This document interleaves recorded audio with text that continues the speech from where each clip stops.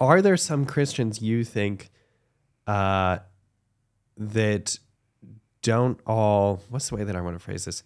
That differ on maybe the more fundamental things? Like, does everyone who call themselves a Christian believe like the same basic core? No, and I think that's one of the big struggles is that the Christian title or the Christian word does get thrown around a lot.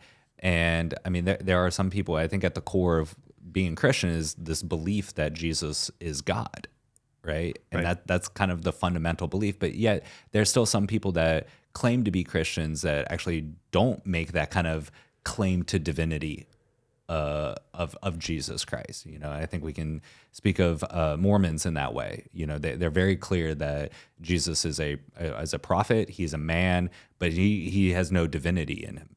And that's a fault line. Like that is, you know, either you believe Jesus is God or you don't.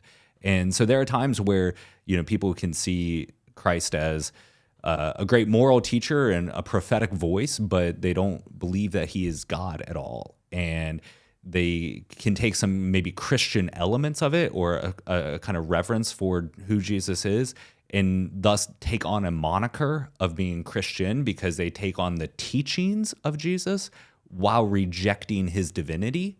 And I think that's a really kind of nuance, but something to be very attentive to, that just because there are quote unquote Christian teachings that may be influential in my life, it does really demand, in a certain respect, the assent or the surrender to saying, well, this man is God. And just because I can take on the kind of teachings or the moral elements doesn't mean I believe that he is God. There's a certain kind of doctrinal affirmation that we have to make in order to take on that title and that moniker of being Christian. Yeah, I agree with you. I think that anyone who is going to call his or herself a Christian needs to assent to the Nicene Creed. Yes. I think that, you know, which is, of course, promulgated by the Council of Nicaea in 325. And that creed, which has the 12 points of doctrine drawn out a little bit more from the Apostles' Creed as well.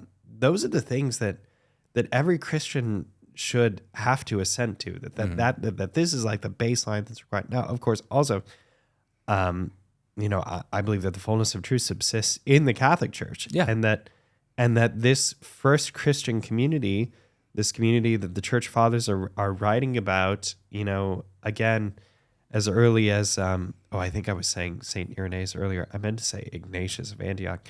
That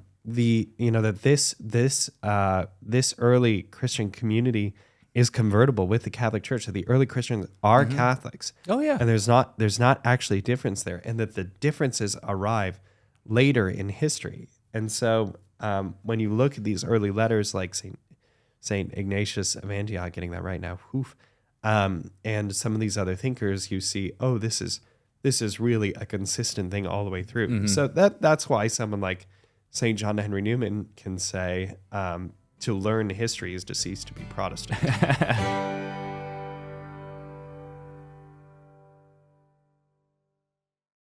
Father Bonaventure, if you had the choice between holding a toad and subscribing to a YouTube channel, what would you choose?